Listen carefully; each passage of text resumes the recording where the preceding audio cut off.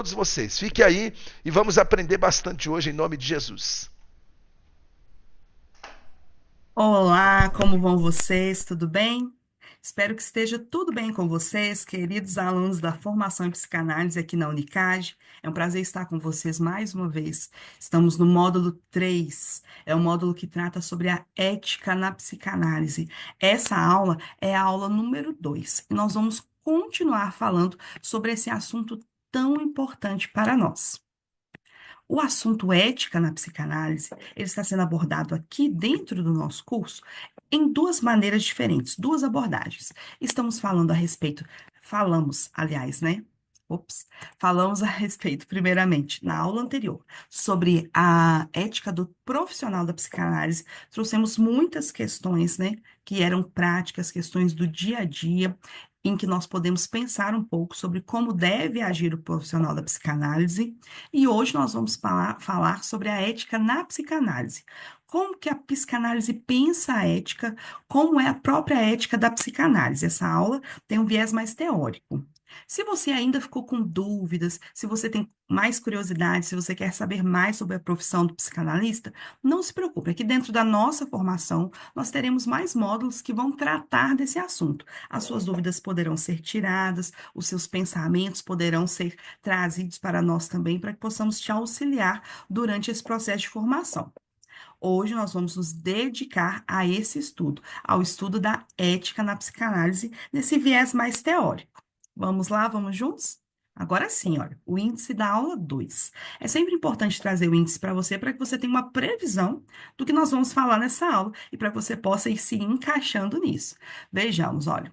Primeiro ponto que nós vamos ver é uma revisãozinha, nós vamos ver um pouquinho mais, né? Vamos lembrar e ver um pouquinho mais sobre a ética profissional para os psicanalistas. Assunto completo da aula 1, uma aula muito importante. Se você não assistiu, você precisa assistir. Vamos falar de alguns princípios nisso, então. Depois, nós vamos entrar na ética da psicanálise. Vamos fazer algumas diferenciações com outros conceitos e vamos começar a trazer mais clareza sobre esse assunto. Hoje nós vamos abordar dois teóricos diferentes. O pai da psicanálise, Freud, o primeiro a tratar sobre essas questões, e depois vamos trazer o Lacan. Lacan, um psicanalista francês muito importante. Vamos falar um pouco sobre a sua vida, sobre a sua história e também trazer os seus conceitos. Vamos procurar de forma resumida falar um pouco mais da obra de Lacan hoje, caindo então na ética para Lacan, que é o nosso assunto do dia. Permitindo Deus, vamos finalizar a nossa aula refletindo sobre como ser um psicanalista ético. O que que um psicanalista precisa pensar para que ele seja de fato ético? Uma aula bem completa. Vamos lá, vamos juntos. Vamos iniciar então. Ética profissional para psicanalistas.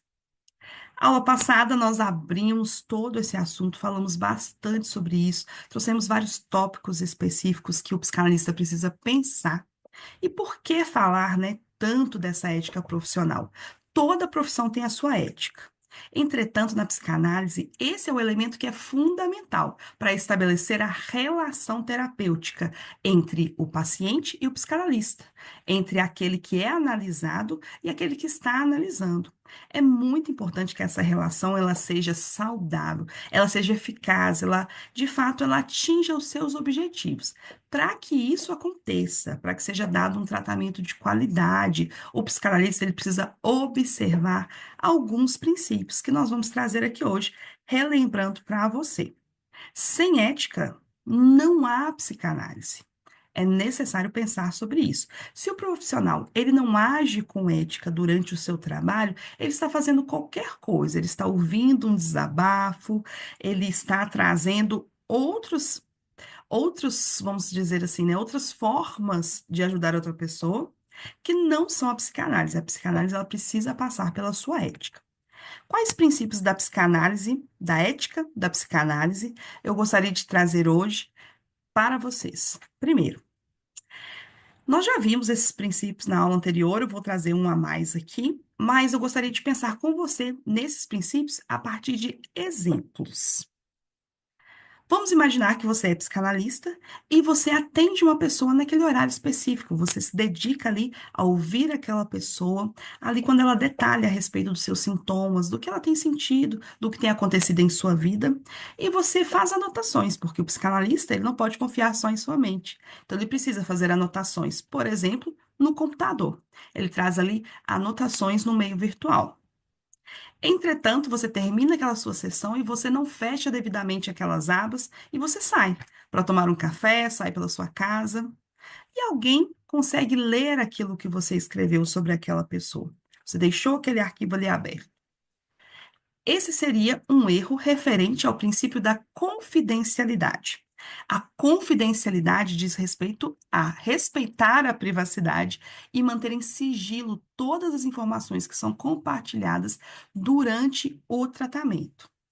Um outro exemplo, dentro da confidencialidade, que mostraria a quebra de um princípio de ética, seria você falar com alguém que alguém é o seu paciente. Por exemplo, você está num mercado com uma pessoa que você conhece e você vê alguém passando e tendo uma atitude ou conversando. Você fala, aquela pessoa ali é meu paciente.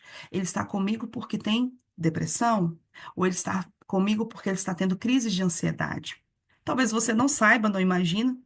Depois você descobre que essa pessoa com quem você compartilhou essa informação, ela é um parente, um vizinho, ela conhece aquela outra pessoa. Isso seria o quê? Uma quebra de confidencialidade.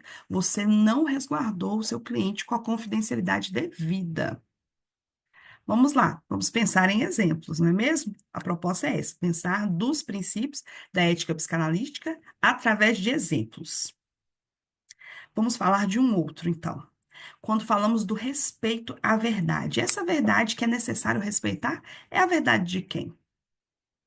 Talvez eu, como psicanalista, eu posso começar a ouvir uma pessoa me contando a respeito da sua história, das suas origens, e eu posso acabar, né, pegando uma parte, um gancho ali daquela conversa e me prendendo àquilo. Ah, ela disse que ela teve um problema com o pai dela quando ela era criança, ou que o pai viajou e ficou muito tempo fora, ou que o pai tratou mal, foi violento de alguma forma.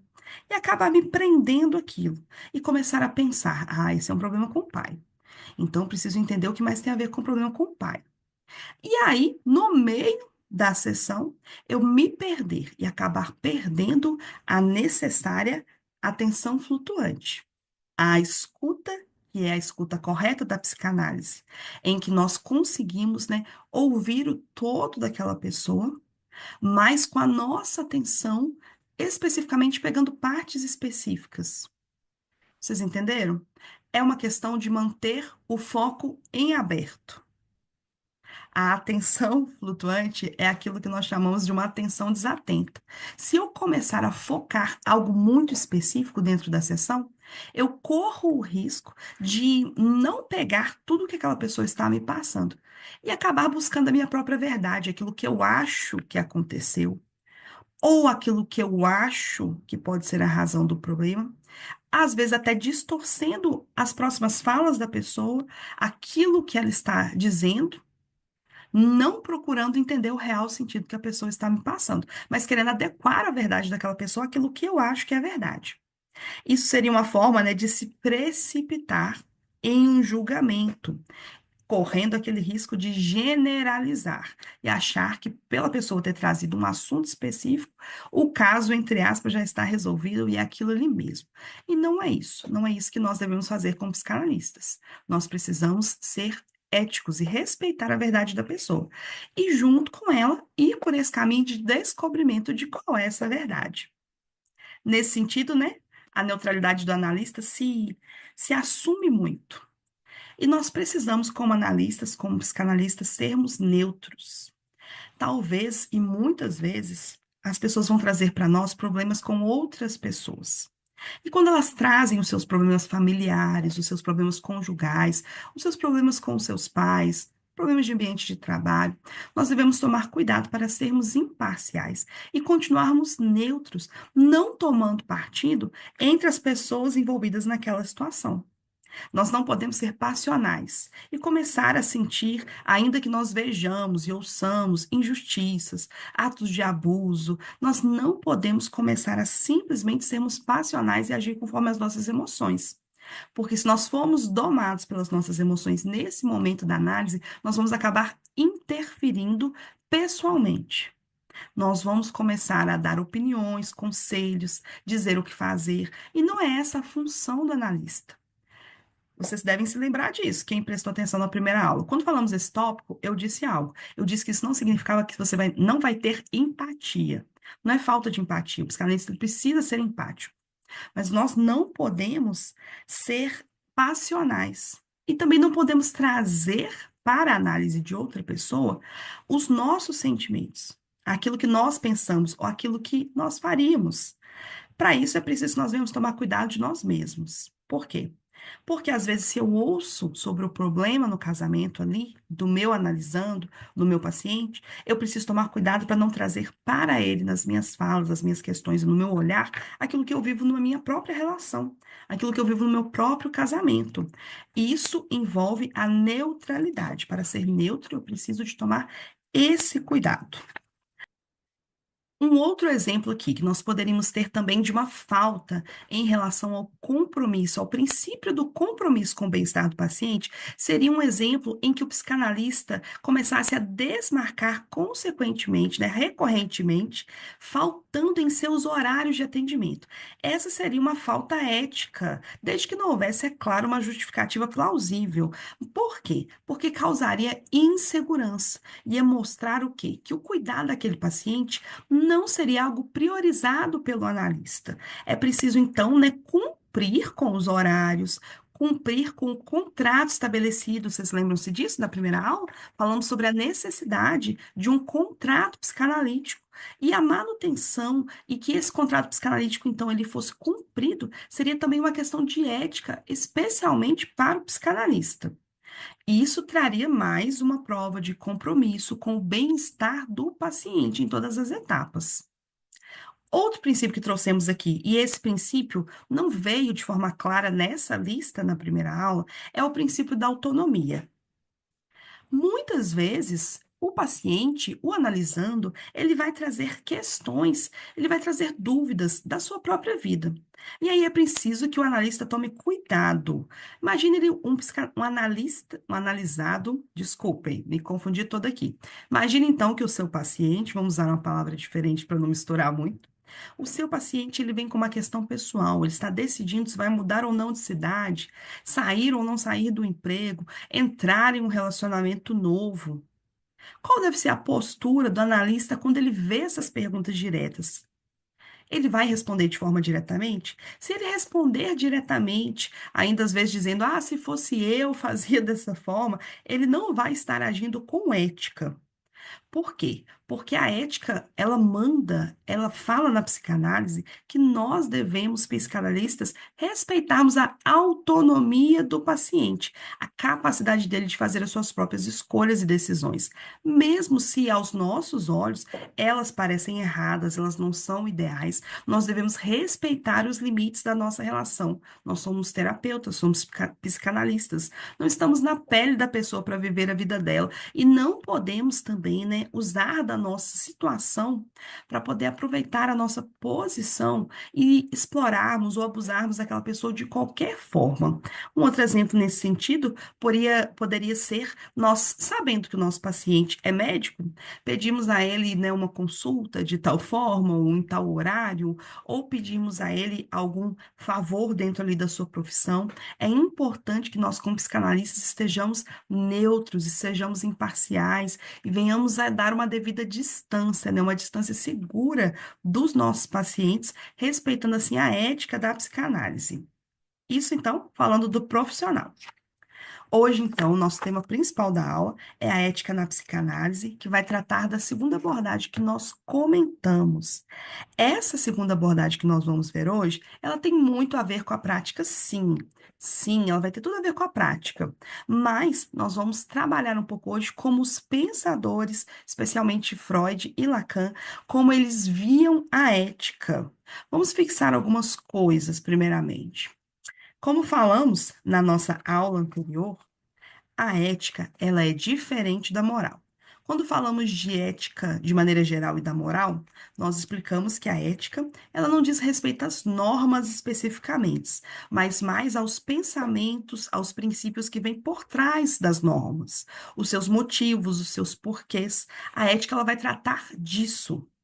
A moral, por outro lado, ela já vai trazer sim as regras, as condutas esperadas daquela sociedade. A psicanálise, ela nasce em uma época específica, dentro da sua cultura, e ela vem a romper com aquela moral estabelecida, tanto da filosofia quanto da religião. E a psicanálise, ela vai propor o quê?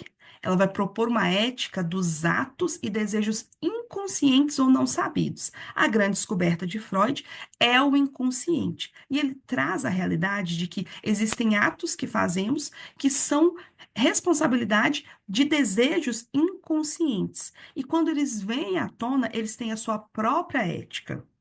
Quando falamos de moral, falamos da moral como aquela conformidade com as exigências da sociedade. Tem a ver com o público, com o que todos esperam, com o que todos fazem. Mas a psicanálise, ela vem trazer a ética com um outro olhar.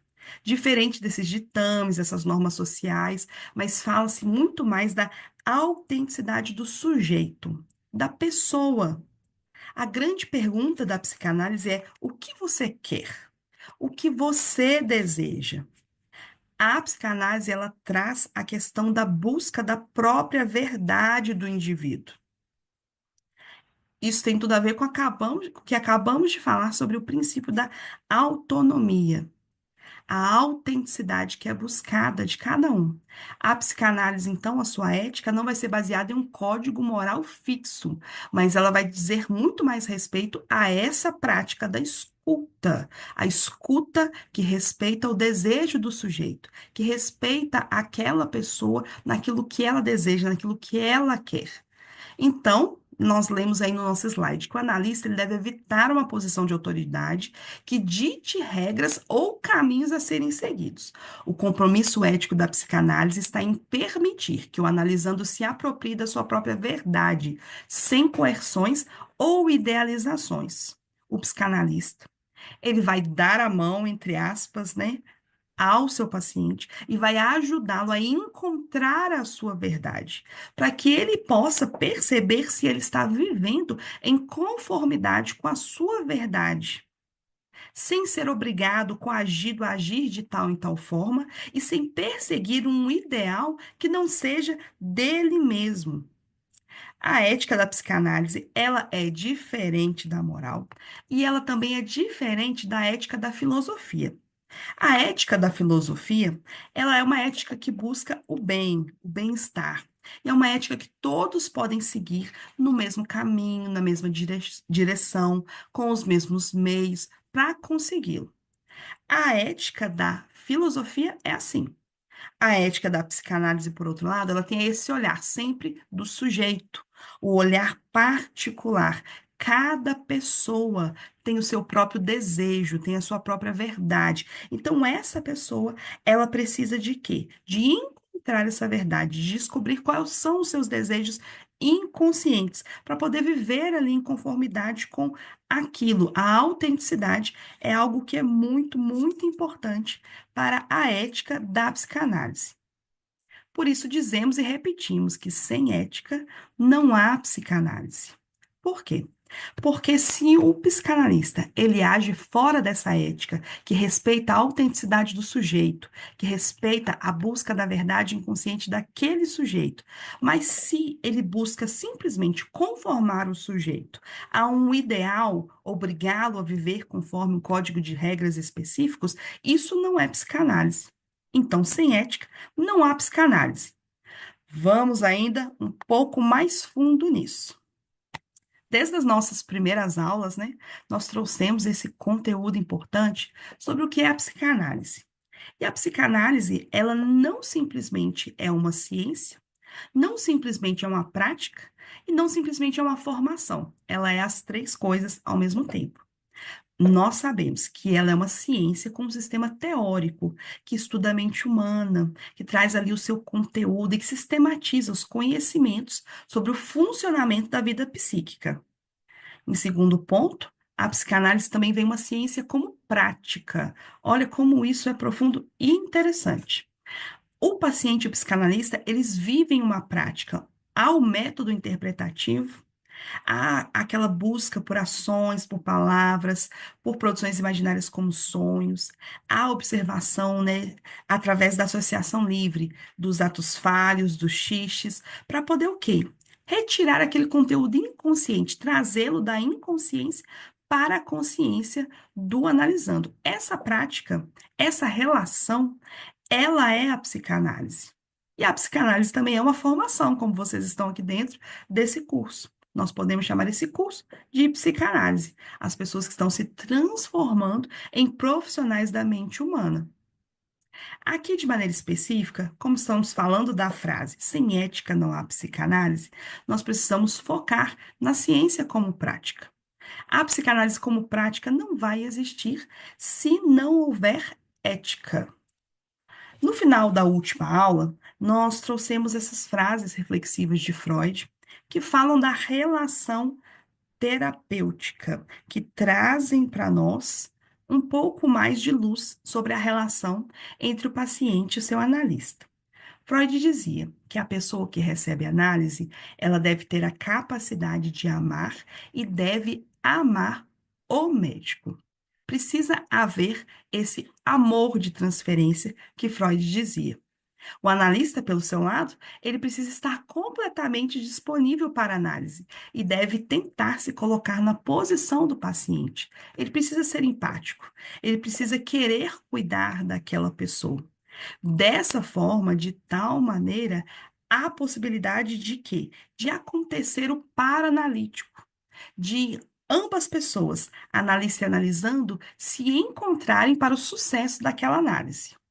O que Freud diz a respeito do sucesso do tratamento? Ele diz que o sucesso de um tratamento psicanalítico depende em grande parte da capacidade do analista em criar uma atmosfera de confiança e segurança.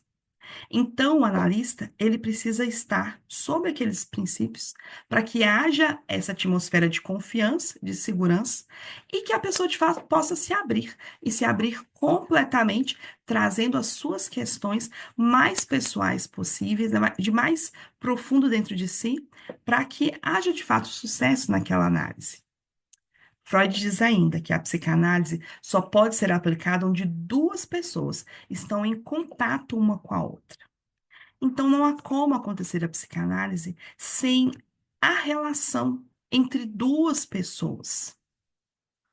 Essa relação, de fato, ela vai dizer respeito ao método psicanalítico, aquilo que nós estamos falando desde as primeiras aulas.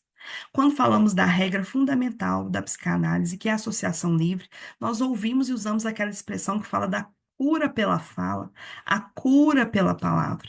A cura pela fala é quando a pessoa ela vai falando de si, ela vai abrindo ali os seus pensamentos e através ali daquela sua fala, sem censura, o analista vai ouvindo também sem censurar, sem interferências pessoais, sem os seus julgamentos, ele vai ouvindo sem impor a sua moral, sem impor aquilo que ele acha que é certo, sem indicar caminhos corretos, mas como que guiando aquela pessoa para que ela mesma possa se compreender, ela possa reconhecer os seus desejos, ela possa reconhecer os seus conflitos inconscientes.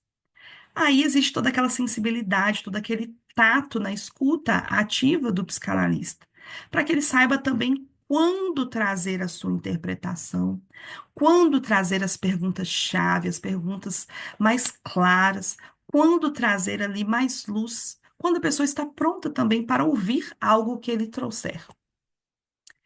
Nesse sentido, nós abrimos esse grande conceito da transferência. Esse conceito da transferência, ele fala justamente dessa relação bem ajustada dentro do paranalítico. A transferência, ela é um fenômeno que se passa no presente da situação analítica. no hoje, naquele momento ali da sessão. O analisando, a pessoa que está ali assentada, deitada no divã, falando de si, ela está revivendo, ela está repetindo coisas que ela viveu com outros pares, com o seu analista. Então, ele traz o quê? Ele traz ali projeções de outras relações. Ele age ali naquele momento como ele agiria com figuras como seus pais, como seus amigos, como algum parceiro romântico. Ele projeta ali e ele desenvolve sentimentos pelo analista, sentimentos que podem ser positivos ou negativos, para que ele possa, daquela forma, repetir coisas que ele viveu. Ele não sabe, talvez, falar, trazer claramente, pois são conteúdos inconscientes, mas ele passa a reviver aquilo, aquelas relações que estão introjetadas nele.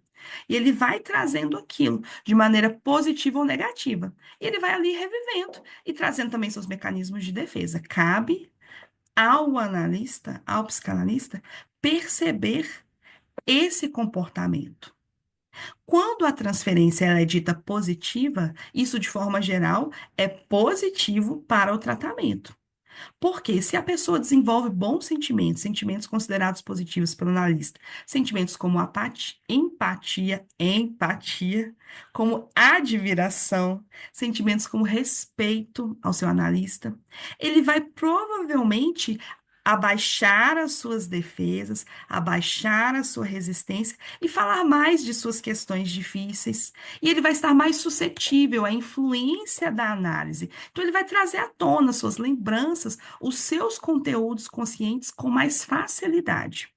Por outro lado, se a transferência ela for negativa, envolver sentimentos negativos, sentimentos agressivos, sentimentos hostis, da mesma forma, estando analisando, projetando figuras como seus amigos, como seus pais, como outras figuras importantes da vida, como autoridades que estão sobre ele, seus parceiros antigos, os sentimentos negativos dele podem se tornar um obstáculo na solução dos problemas que ele traz na análise, porque ele não vai abrir o seu inconsciente, mas ele vai muito mais usar defesas ou até mesmo criar resistências, trazendo, quem sabe, infelizmente, até interrupção de tratamentos. Por isso que dentro dessa relação é tão importante nós falarmos sobre transferência, porque a transferência ela vai meio que reproduzir numa outra região aquilo que a pessoa vive em seus relacionamentos, em sua vida. E nessa região intermediária há uma possibilidade de tratamento. Nesse ambiente, vamos dizer assim, controlado, há uma oportunidade da pessoa assumir as características daquela doença, mas sendo uma doença artificial.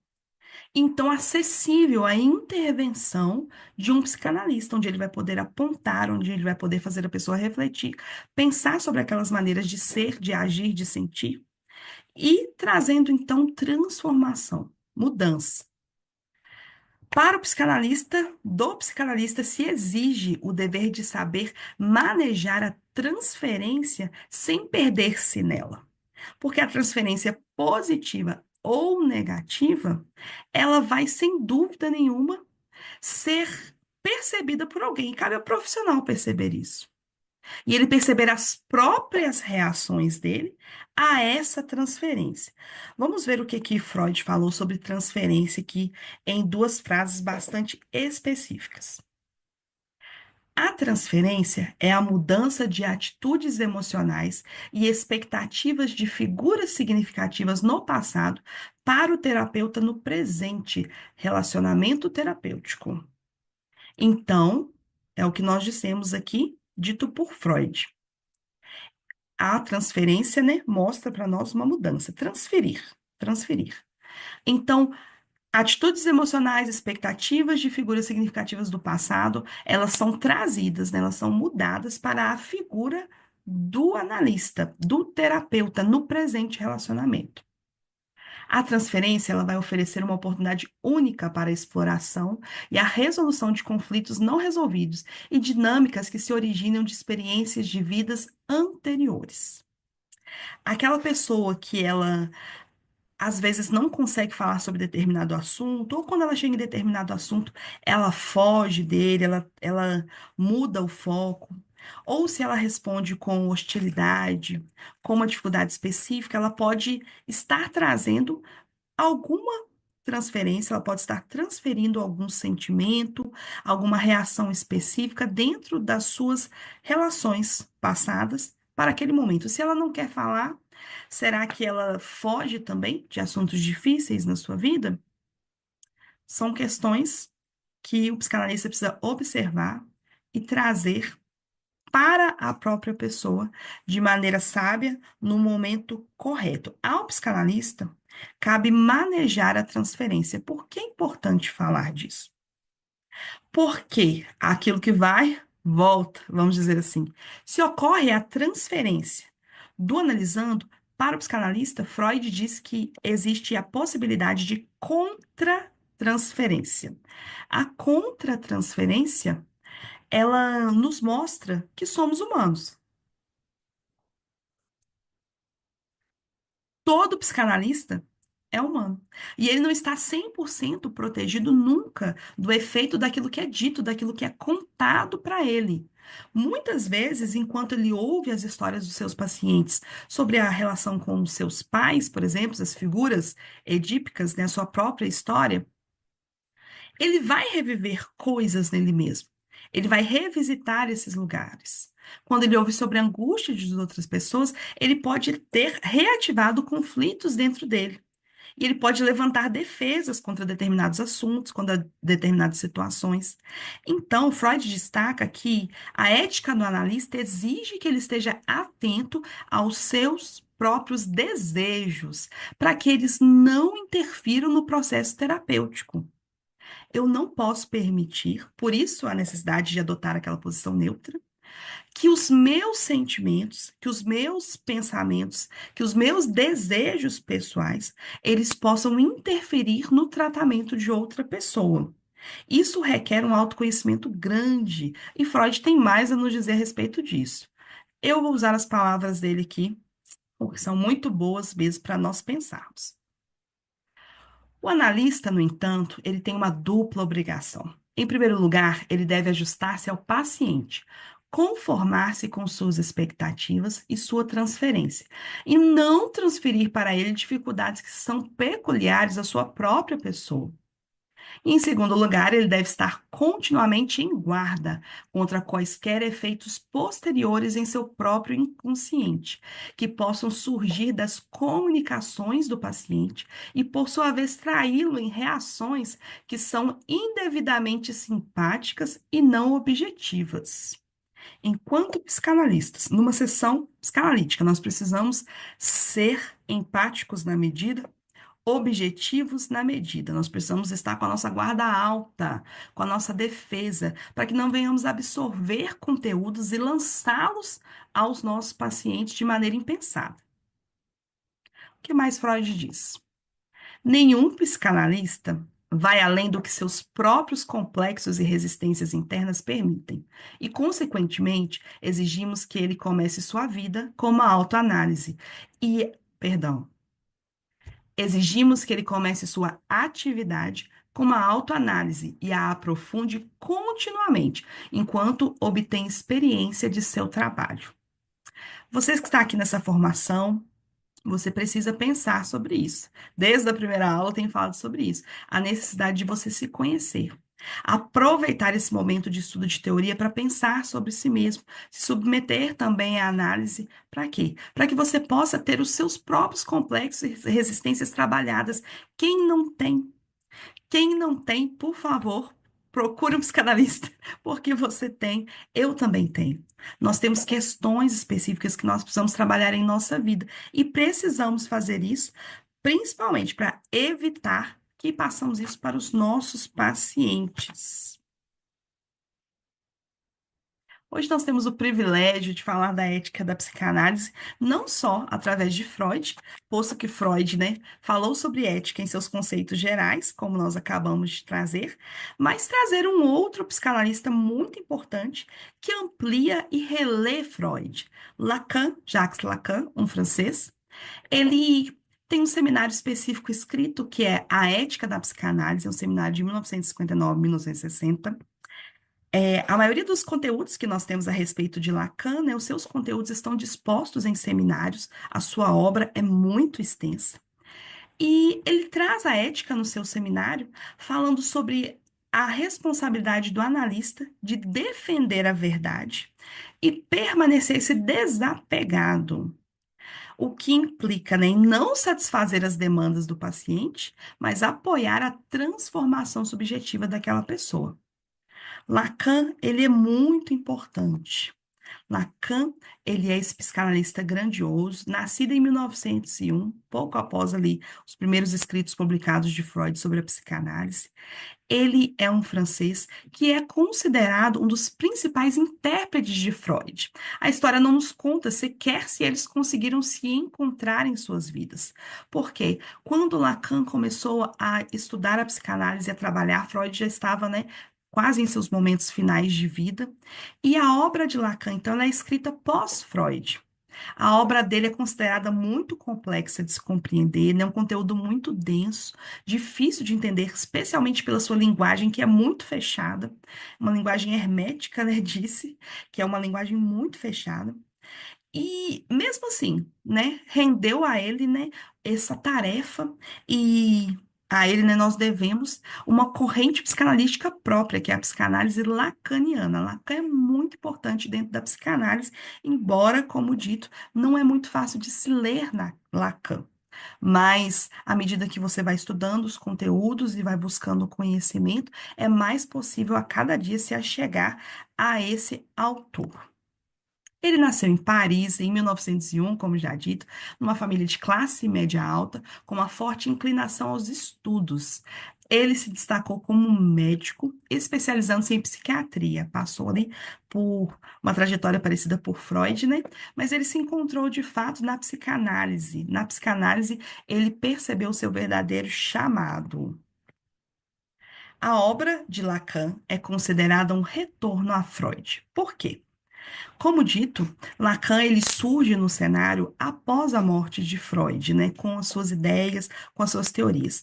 Ele dizia que ele era freudiano. Seus seguidores seriam lacanianos, mas ele era freudiano. Então, o que ele faz? Ele propõe um retorno a Freud. No momento específico em que ele começa a trazer à tona os seus seminários em Paris, na França, ele está vivendo um momento em que a psicanálise ela começa meio que viver um declínio, ou ela começa a sofrer críticas e se, vamos dizer assim, se adequar, se conformar a alguns outros tipos de terapias da época. A psicanálise ela começa a ser vista muito parecida com a psicologia do ego, como uma tentativa de conformar o sujeito à realidade, a uma forma certa de agir. E não foi isso que Freud pensou para a psicanálise. Por isso, Lacan, então, ele começa a reler os textos de Freud e readaptar a nova realidade, ensinando em cima daqueles princípios. Ele, então, de certa forma, ele começa a inovar. Ele começa a trazer aquilo que é de Freud, mas inovando na sua forma de explicar. Algumas pessoas dizem que ele explicava, ou seus seminários eram de fato intencionalmente enigmáticos, eram difíceis de compreender. A forma dele de escrever, vocês terão oportunidade, os textos dele são traduzidos para o português, de ler Lacan e perceberão que realmente são textos desafiadores de compreensão. Mas qual era o objetivo dele? Não era complicar as coisas, mas era trazer mais clareza em cima dos escritos de Freud. Ele propôs esse retorno a Freud. Ele tem uma obra extensa, né? Ele viveu até 1981, então são pelo menos 50 anos, né? De pelo menos 1930 até o fim da sua vida. Ele trabalhou, ele clinicou, ele escreveu, ele ensinou, formou uma escola de psicanálise. Então, ele viveu uma longa vida dedicada a mais ou menos uns 50 anos de obras. Ele ampliando as obras de Freud e trazendo coisas novas. A psicanálise de Jacques Lacan constitui um sistema de pensamento que inovou a teoria e a prática clínica proposta por Freud. Ele propôs um retorno a Freud, como dito, ampliando e criando conceitos, além de ter criado uma técnica de análise e uma abordagem clínica próprias. Quais são as marcas de Lacan dentro disso, né? Ele fala muito sobre as dimensões da linguagem, do simbólico, do desejo e do papel do outro, com letra maiúscula, na constituição do sujeito. São marcas dele. Lacan, ele traz muitos conceitos, ele relê conceitos de Freud, e ele traz esses conceitos básicos para nós hoje aqui. Aqui fizemos uma lista não exaustiva, não tem como estudar Lacan em apenas uma aula. Vocês têm muita oportunidade e tem à disposição de vocês também muito material dele publicado em português para que vocês possam ler e conhecer mais. Hoje vamos falar um pouco aqui para trazer para a nossa aula da ética, mas antes mesmo disso, eu preciso, né, desejei trazer aqui para vocês alguns conceitos específicos de Lacan que são muito importantes para a gente entender esse nosso assunto de hoje. Conceitos marcantes de Lacan. O primeiro que eu gostaria de destacar hoje é justamente o conceito objeto A. Escreve assim mesmo, objeto A com essa letrinha minúscula. Lacan dizia que esse era o seu único conceito original que ele mesmo havia pensado, porque todos os demais, né, ainda que com nomes um pouco diferentes, foram revisitas a Freud. Esse objeto A, com letra minúscula, ele ia representar a essência do desejo humano. Lacan descreve a pessoa humana como um sujeito desejante, um sujeito que sempre tem um desejo, que lhe é inconsciente, um desejo que ele não sabe o que é. É como se o ser humano, a psique humana, desejasse desejar, sem ter um objetivo claro. Como não há clareza desse objetivo, ele chamou esse objeto de objeto A. Esse, então, o objeto A, é o desejo, é aquilo que é desejado pela pessoa. O ser humano, de fato, né, Lacan observou muito bem, é um sujeito que sente falta. Ele, quando ele vai trazer a sua teoria sobre a constituição do sujeito, ele traz, né, explicando desde o começo, dizer assim, desde o início de uma pessoa, do nascimento de uma pessoa, como que é constituída essa falta no ser humano. E esse objeto A, que é perseguido pela vida inteira, esse objeto inconsciente, que representa ali o desejo. Nós vamos ver que isso tem a ver com o tema de hoje, que é a ética. Vamos passar por outros conceitos, depois nós vamos ir amarrando tudo, tá bom? Me acompanhe.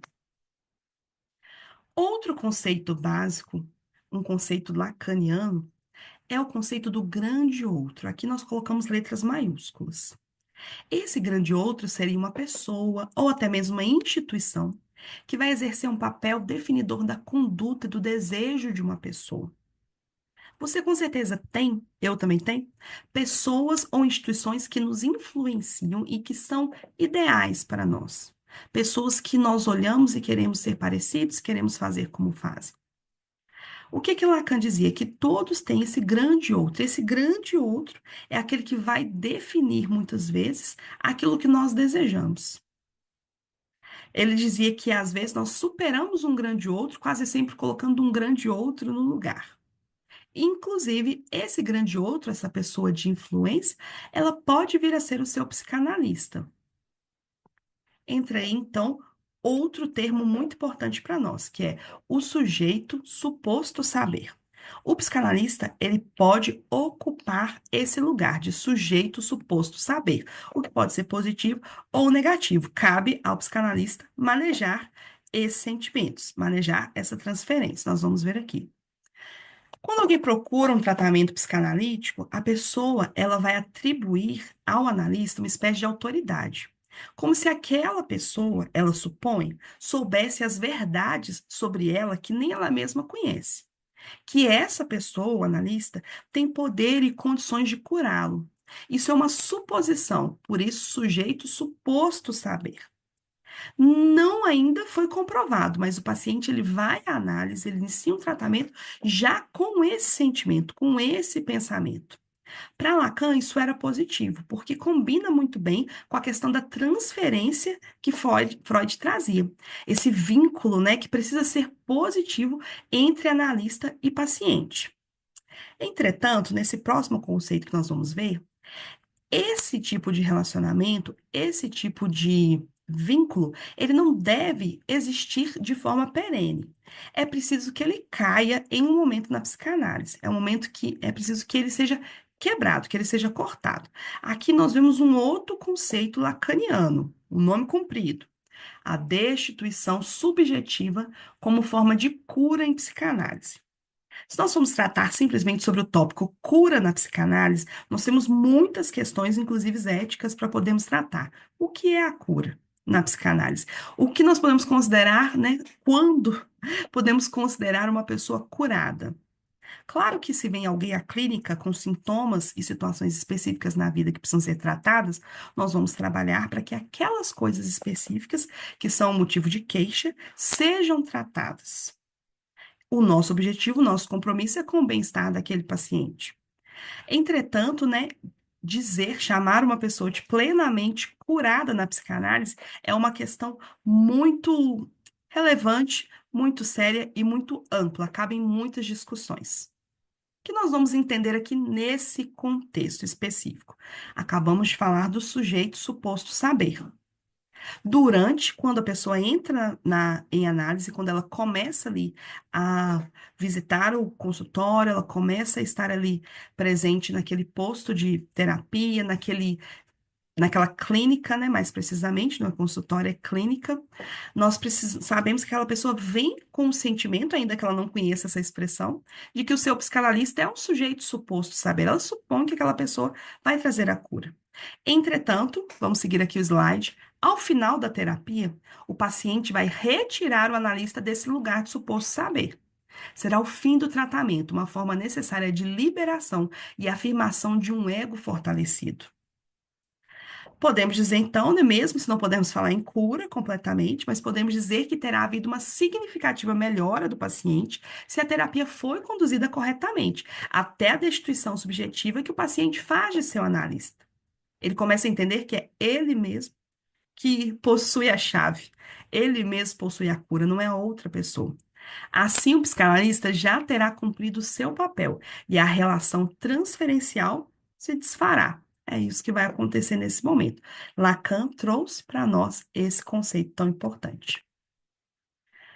Lacan, ele traz um, um importante conceito a respeito do inconsciente. Freud sempre falou do inconsciente como aquele reduto de desejos, pulsões do id, aquela força motora, entretanto, aquele lugar também de conteúdos recalcados, de memórias fechadas que não podem sair para a proteção do próprio ego, o inconsciente dessa forma.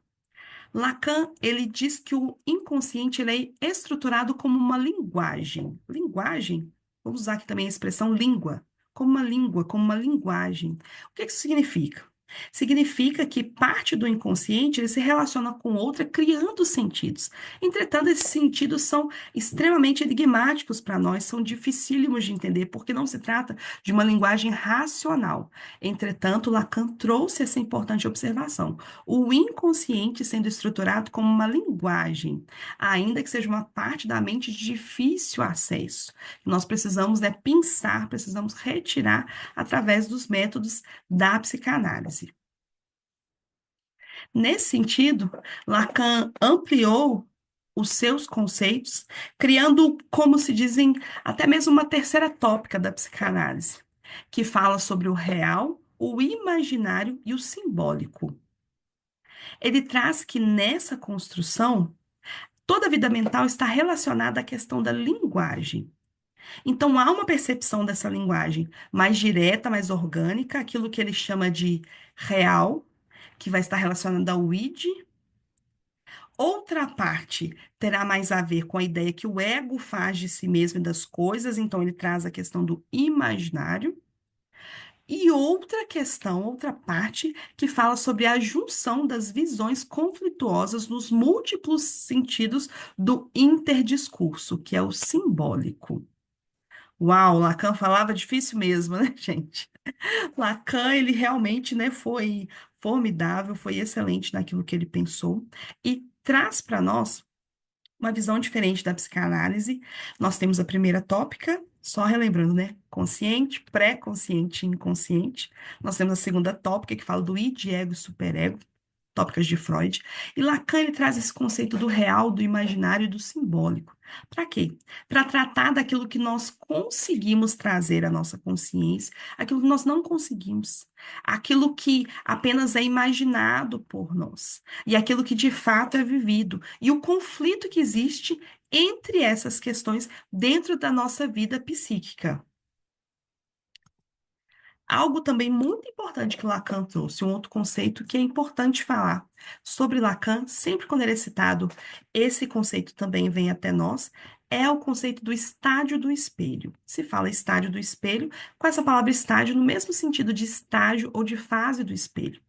Aí está se falando justamente da questão da formação da personalidade, da formação do sujeito. Ele fala que esse estádio do espelho é o momento da vida da criança que ele começa a se identificar pela imagem que é projetada no espelho, quando ele começa a perceber ele mesmo como um sujeito diferente entre o mundo e ele mesmo. Ele consegue perceber a diferença entre o mundo e ele mesmo através desse momento.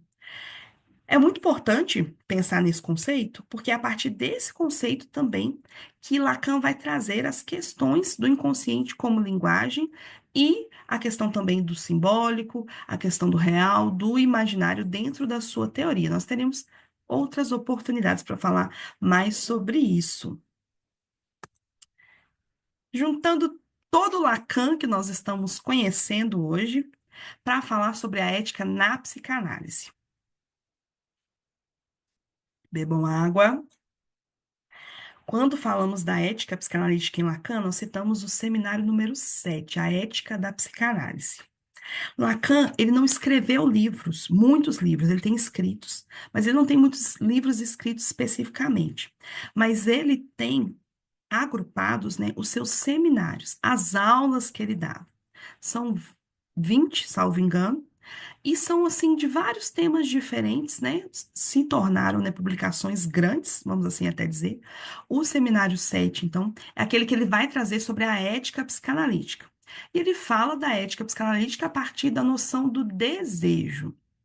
Ele traz a questão da necessidade de se desvincular a ética dessa moral tradicional, que nós já comentamos anteriormente, e ele traz a máxima: o sujeito não deve ceder do seu desejo. Não é, prestem atenção, não é não ceder ao seu desejo, mas é não ceder do seu desejo. O que ele quer dizer? Ele quer trazer para nós que é importante que o sujeito assuma o seu desejo e não abaixe, né?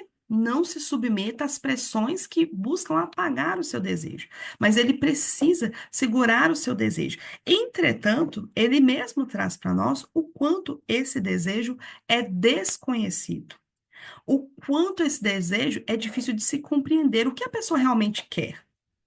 Tanto que ele cria o conceito objeto A, que é o desejo inconsciente.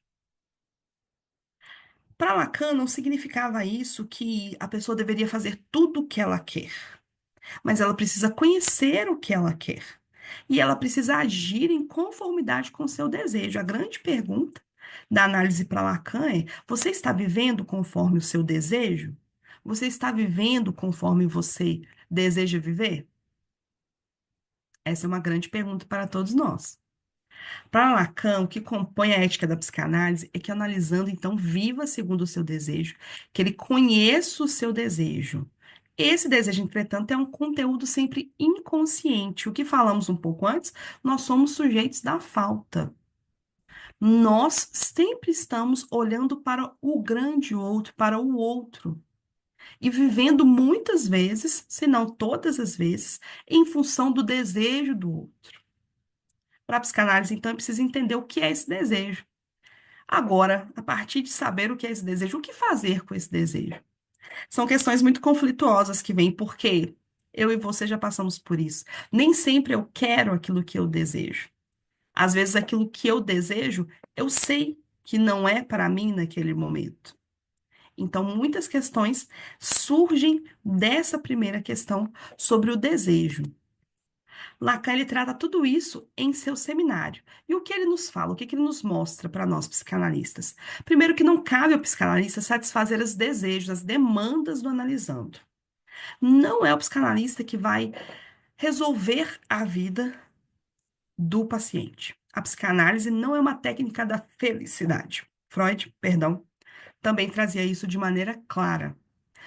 A ética da psicanálise, ela vai implicar que o analista, ele não satisfaça o desejo do analisando.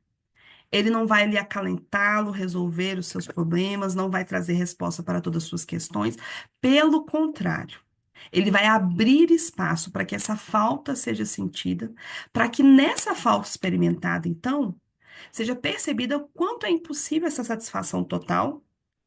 E aí, o próprio analisando possa perceber o que que lhe cabe dentro daquela falta, o que que ele precisa, o que que ele deseja. Por isso, nós não temos todas as respostas. Pelo contrário, somos especialistas em perguntas. É isso que o psicanalista precisa ser, um especialista em perguntas.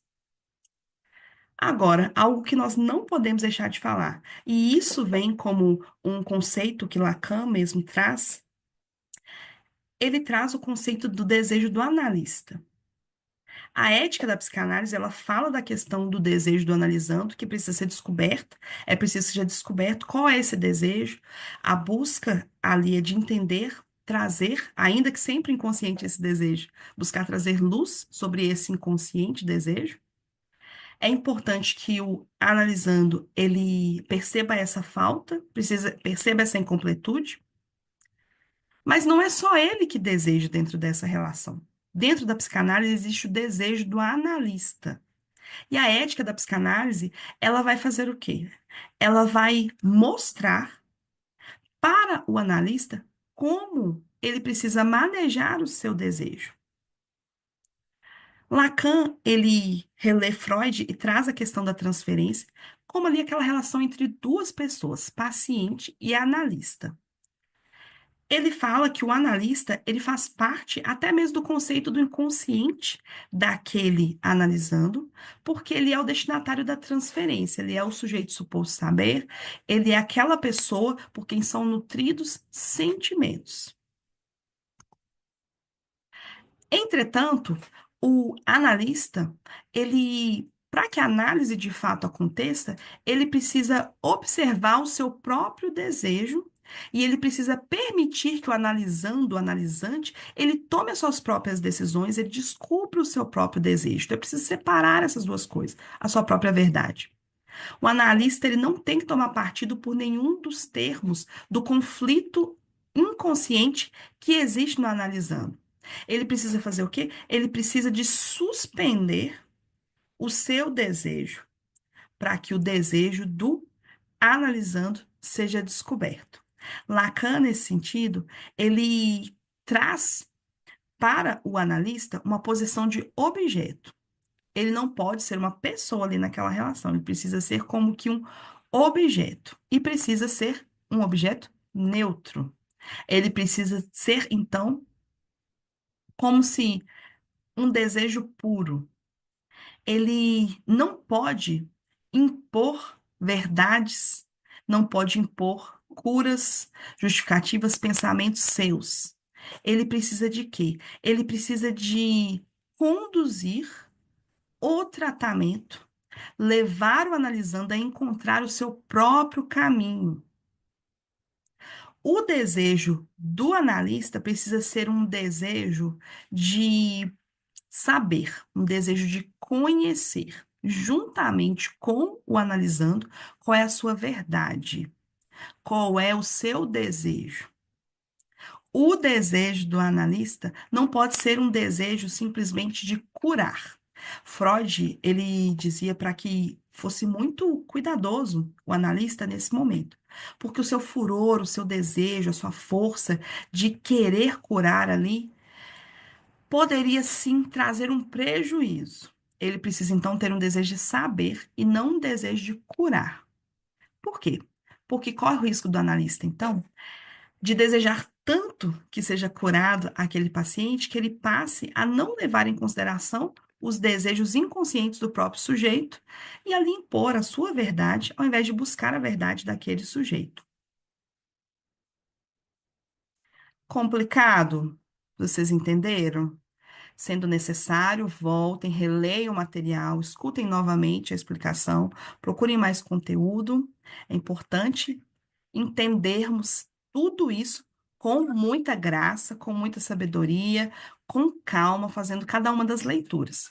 Uma coisa que é muito importante nós falarmos ainda, dentro do desejo do analista, é que nós, analistas, precisamos ter cuidado com a tentação de nos assentarmos nesse lugar de suposto saber e acharmos que nós sabemos tudo, que nós podemos ditar, né, o que deve ser feito, o que não deve ser feito. Isso pode até trazer uma cura de alguns sintomas, mas isso não é verdadeira análise, isso não é psicanálise. E nós não podemos tomar partido dentro das situações que não são contadas e nem dos conflitos inconscientes do nosso paciente. Ah, nós sabemos que o ego, ele muitas vezes ele é pressionado pelo id, ele é pressionado pelo superego. Fica o id de um lado falando eu quero, eu quero, eu quero, o superego falando não, faça isso, faça aquilo, queira isso, não queira isso. Mas é o sujeito, ele precisa encontrar com o seu próprio desejo. É ele que precisa compreender o que ele deseja, o que vai na sua inconsciência, o que move as suas ações. O desejo do analista deve ser o desejo de saber, e é preciso ter muito cuidado com esse manejo. Vamos ouvir aqui Lacan nos trazendo a sua sabedoria nesses pontos. A ética da psicanálise é a ética do desejo. Então, falamos o quê? Do desejo pessoal de cada pessoa, do seu desejo inconsciente, aquilo que a pessoa quer. A ética da psicanálise não é uma ética de virtude. Então, não se fala em moral, o que é certo, o que é errado, o que deve ser feito, o que não deve ser feito. A ética da psicanálise exige fidelidade ao próprio desejo. É a frase dele, não ceder do seu desejo. Então, eu não posso, como psicanalista, forçar a pessoa a agir conforme o meu desejo, mas eu preciso ajudá-la a compreender qual é o desejo dela. Lacan diz ainda para nós hoje: o desejo é o desejo do outro. O desejo é muito importante para a psicanálise. A psicanálise trata o ser humano como esse sujeito que deseja. Agora, qual é o seu desejo? Eu preciso descobrir quem é o outro. Quem é o outro a quem eu estou me submetendo de certa forma para que eu tenha o desejo dele mesmo. Lacan traz para nós, em uma das suas frases, que o desejo, ele é a metonímia do outro. Então, o desejo, ele vai falar dessa metonímia, a palavra que significa, né, uma figura usada na retórica para poder falar do uso de uma palavra fora do seu contexto. Então, o desejo é o do outro, é o que o outro quer. É uma outra forma de ver o outro. Agora, quem é o grande outro na vida daquela pessoa? Lacan diz ainda: o desejo não é o apetite de satisfação, nem a exigência de amor, mas é a diferença que resulta da subtração do primeiro pelo segundo. Quando subtrai-se, então, a satisfação, o apetite de satisfação, menos exigência do amor, vai sobrar o quê? A falta. O desejo é a falta. O desejo do analista, que também está envolvido na ética da psicanálise, é verdadeiramente um enigma. O que é que o analista quer? Ele não pode se apresentar, os seus desejos não podem se apresentar dentro da relação terapêutica. O desejo do analista, enquanto analista, não é desejo de dar ao sujeito o que ele deseja. Nós não respondemos às demandas das pessoas.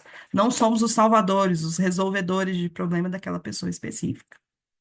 O desejo do analista é o desejo de manter o desejo no outro. Então, nós precisamos caminhar com aquela pessoa para que ela descubra qual é o desejo dela mesma, para que ela possa responder a se ela está vivendo ou não conforme o desejo dela, ok? Esse conteúdo, ele é muito interessante e eu gostaria de finalizá-lo, né? Agora nós estamos chegando no finalzinho da aula, de finalizá-lo trazendo um texto reflexivo que está disponível na internet, é o texto de uma psicanalista, a Maria Olímpia Ferreira França, e ela traz em O Psicanalista e Seus Valores Éticos algumas reflexões que cabe a mim e a você, psicanalista em formação. Vamos me acompanhar, por gentileza, nessa leitura. Os profissionais de nossa área têm que estar duplamente atentos à sua postura ética. De meu ponto de vista, por mais que o analista evite interferências na vida de um paciente, pela natureza da reciprocidade humana, ele sempre irá interferir na vida do mesmo. O analista, conhecendo as fragilidades do paciente, poderá fazer uso das mesmas para esconder as suas próprias inseguranças. Essas conjecturas feitas penso serem necessárias para refletir as atitudes, condutas e ações que são mobilizadas em nós no exercício de nossa profissão. Por que um paciente nos procura? A que estará ele nos autorizando? Algo de desconforto, físico ou psíquico? Na maioria das vezes, são estas as causas pelas quais o paciente nos procura. Saberá ele disso? Muitas vezes, sua noção do processo é por demais vaga, tendo chegado até nós justamente pela alienação de si mesmo, que o faz vir apenas por automatismo, por submissão ou premido por queixas de seus familiares. Muitas vezes, onipotentes, desavisados ou principiantes, nós entendemos a procura do paciente como um sinal verde para que invadamos a sua intimidade, impondo-lhe nossas ditas verdades relativas à sua vida psíquica ou social. É importante registrar que isso pode ser feito na maior boa-fé. Não é à toa que muitas pessoas pensam a clínica psicológica como um espaço onde irão deixar a sua cabeça ser feita por terceiros. Mas a recíproca também é verdadeira, pois o paciente muito frequentemente nos convida, incitando o nosso narcisismo a fazer sua cabeça ou dirigir sua vida. Mesmo que camuflado por aspectos de resistência, geralmente esse desejo está presente na alma do paciente em sua primeira entrevista. Sabemos ser este um desejo infantil, por implicar em perda de autonomia e respeito por si mesmo. Como então lidar com ele? Evitar frustrar o paciente em nome de uma análise que precisa prosseguir? Frustrá-lo além de suas condições possíveis em nome de uma técnica que não admite concessões e que aponta ser a frustração necessária ao crescimento mental? Penso serem questões relativas ao bom senso e à ética. A que nos autoriza o paciente quando nos procura pela primeira vez? Ponto importante para retomarmos sempre, inclusive durante o processo de análise. Como lidar com o desejo do paciente quando o mesmo parece fator impeditivo ao seu crescimento? Saberemos apontar para ele uma divergência e, ao mesmo tempo, manter-nos coerentes com seus recursos psíquicos atuais? Essa divergência, se apontada como autoridade, não levará a distanciar-se e assim nos distanciarmos dele também? Como lidar com essas situações? Sabemos que não é possível retirar de campo a subjetividade de nossas percepções, mas seremos capazes de não impor a ele nossa leitura no momento? Por vezes, nossa percepção está matizada pelo nosso julgamento valorativo e nossos vieses de moralidade. Como fazer então? Calar não seria concordância? Uma possível incompatibilidade quanto às atitudes e ações de quem nos procura transparecem desde o primeiro encontro. Percebemos o choque de éticas, valores e de cultura. Caso essa divergência seja acentuada, não seria o mais adequado e ético não aceitar sua demanda? Sermos éticos conosco mesmos não consistirá na percepção de que, como humanos, nem sempre teremos capacidade ou liberdade éticas que sabemos serem as verdadeiras? Sem essa constatação, surgirá uma culpa consciente ou inconsciente impeditiva de ajuda ao outro ou nós mesmos. Ao mesmo tempo, a mentira correrá livre em nossos relacionamentos. Uau, é um texto realmente para mim, e para a sua reflexão. Nós pensarmos se estamos de fato dispostos a sermos psicanalistas éticos, entendendo quando falar, quando não falar e como falar aos nossos queridos pacientes. Vou aqui então finalizando a minha tela, finalizando essa aula, quero te agradecer mais uma vez pela paciência aqui comigo, por essa parceria nesse assunto tão importante. Muito obrigada e até o próximo módulo, se Deus quiser, estaremos juntos. Até mais. Graças